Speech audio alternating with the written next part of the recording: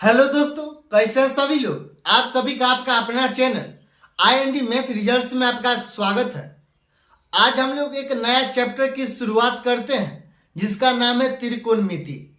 ये advance math का chapter है और हम लोग बिल्कुल बेसिक से पढ़ेंगे। अगर आपने ये पूरा वीडियो देख लिया शुरू से अंत तक तो जिंदगी में दोबारा पढ़ने की कोई जरूरत नहीं होगी। चलिए हम लोग देखते हैं त्रिकोणमिति। अब ये त्रिकोणमिति का क्या मतलब होता है। ये त्रिकोणमिति मतलब त्रि मतलब क्या होता है। त्रि मतलब होता है तीन। त्रि मतलब क्या होता है तीन। त्रि मतलब क्या होता है तीन। अब त्रि का बात तो खत्म हो गया, अब बचा कोणमिति। अब ये कोण का क्या मतलब है। दो भुजा से घिरा हुआ आकृति को हम लोग कोण कहते हैं। ये कोण का क्या मतलब है। दो भुजा से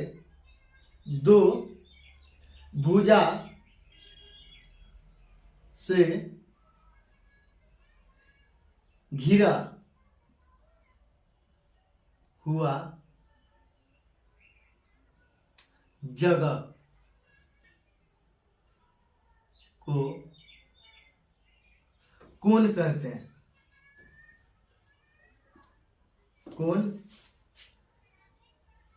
कहते हैं। कोण कहते हैं। अब कोण का बात खत्म हो गया। कोण का बात खत्म हो गया। अब ये मिति का क्या मतलब है। मिति मतलब होता है आकृति। मिति मतलब आकृति। आकृति। त्रि मतलब होता है तीन। कोण क्या होता है।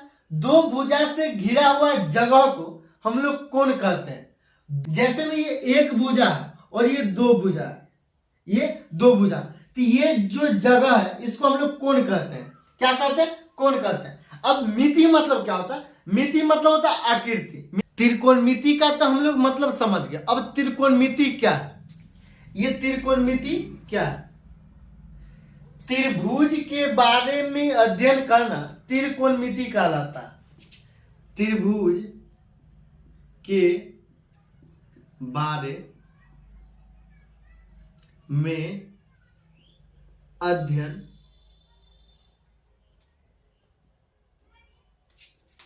करना त्रिकोणमिति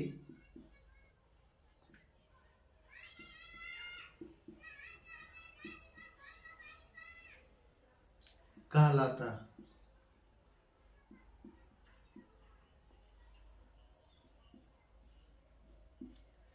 त्रिभुज के बारे में अध्ययन करना त्रिकोणमिति कहलाता है। त्रिभुज क्या है।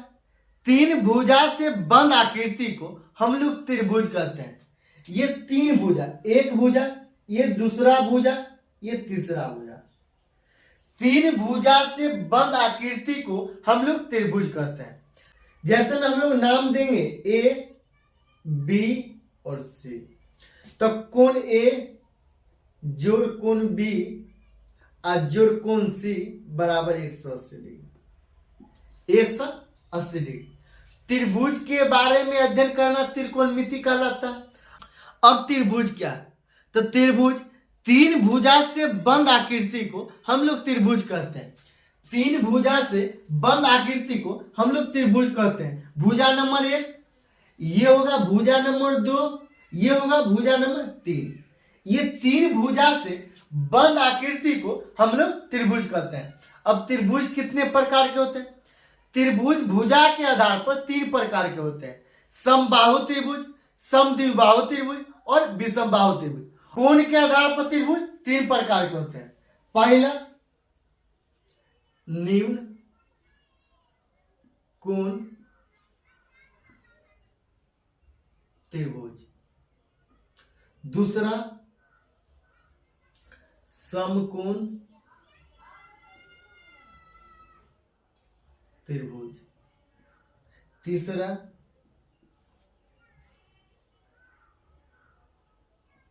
अधिक कोण त्रिभुज। अब न्यून कोण त्रिभुज क्या है। न्यून कोण त्रिभुज क्या है।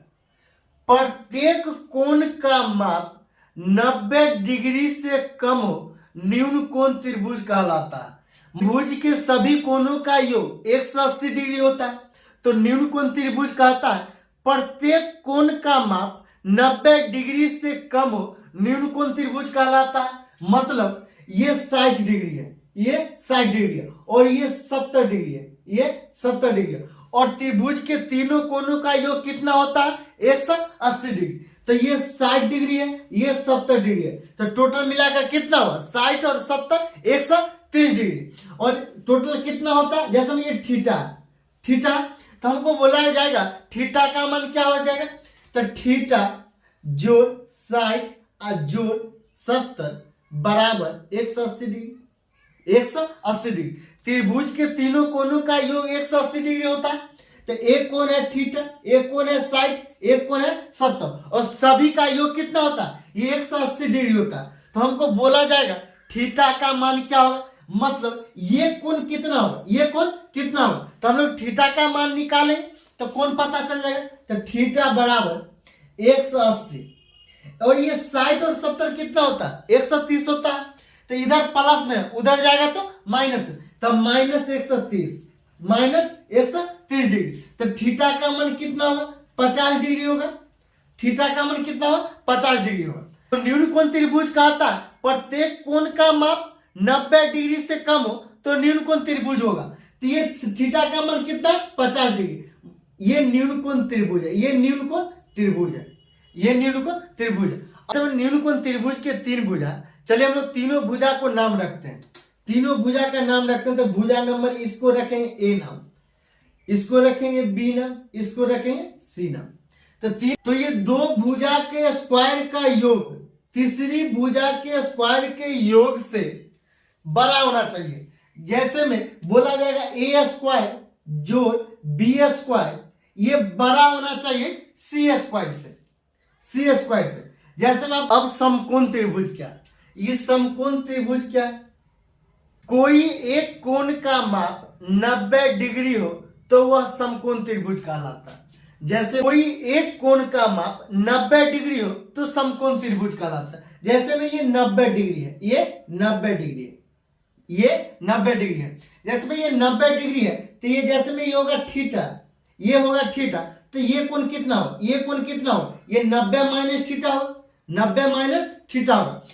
ये कोण और ये कोण तीनों कोणों को जोड़िएगा तभी भी 180 डिग्री होगा। कैसे तो देखिए जैसे मैं आपको बोलेगा ये यहाँ पर क्या है 90 डिग्री तो ये 90 जोड़, यहाँ क्या है तो ये थीटा तो जोड़ थीटा और जोड़, यहाँ क्या है तो 90 माइनस थीटा, 90 माइनस थीटा और तीनों कोणों का योग कितना होता है त्रिभुज के 180 डिग्री।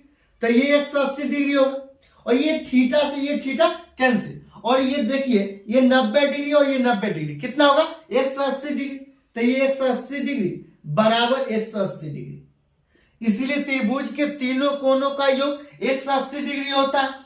और समकोण त्रिभुज क्या है जिस एक कोण की माप 90 डिग्री हो समकोण त्रिभुज कहलाता है। समकोण त्रिभुज के केस में क्या होगा ये सी स्क्वायर बराबर होगा ए स्क्वायर जोड़ बी स्क्वायर, बराबर होगा ए स्क्वायर जोड़ बी स्क्वायर। जैसे में बताइए ये समकोण त्रिभुज के ये 90 डिग्री के सामने वाला कोण कितना सी है तो ये सी स्क्वायर बराबर होगा ये ए स्क्वायर, ये ए स्क्वायर और ये बी स्क्वायर, ए स्क्वायर और बी स्क्वायर के बराबर होगा। अब अधिक कोण त्रिभुज क्या है जिस एक कोण की माप 90 डिग्री से अधिक हो अधिक कोण त्रिभुज कहलाता है।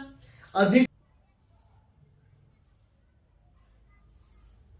ये अधिक कोण त्रिभुज है, ये 90 डिग्री से अधिक है। 90 डिग्री कैसे बनता है ये एक कोण की माप 90 डिग्री, समकोण त्रिभुज ऐसे बनता है ये 90 डिग्री, ये 90 डिग्री और ये 90 डिग्री से अधिक है, ये 90 डिग्री से अधिक है। जैसे में इसका भुजा का नाम होगा ए, ये होगा बी, ये होगा सी, ये होगा सी। तो ये होगा सी स्क्वायर बड़ा होगा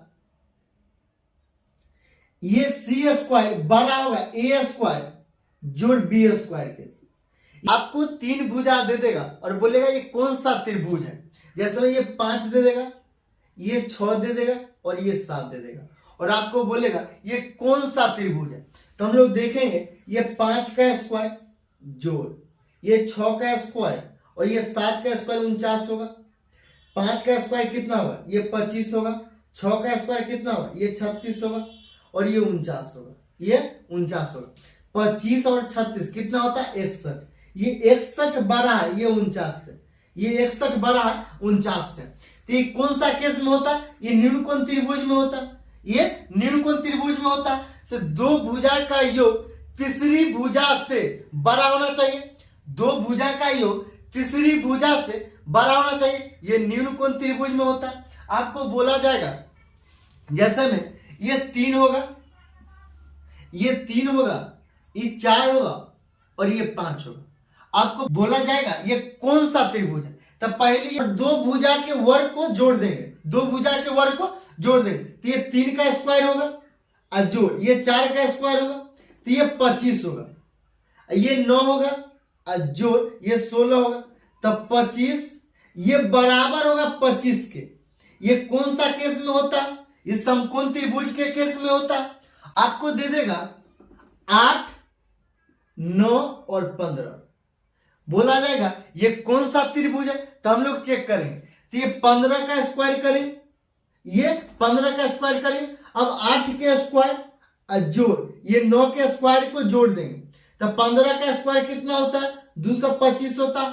और 8 का स्क्वायर कितना होगा, ये 64 होगा, 64 होगा। और 9 का स्क्वायर कितना होगा, 81 होगा। 9 का स्क्वायर कितना होगा, 81 होगा। तो ये 225 और ये 64 और 81 को जोड़ेंगे तो कितना होगा, 4 1 5 8 6 14, ये 145 होगा। तो ये 225 बड़ा है ना, ये 225 बड़ा, ये अधिक कोण त्रिभुज के केस में होता है। तो ये मतलब अधिक कोण त्रिभुज है।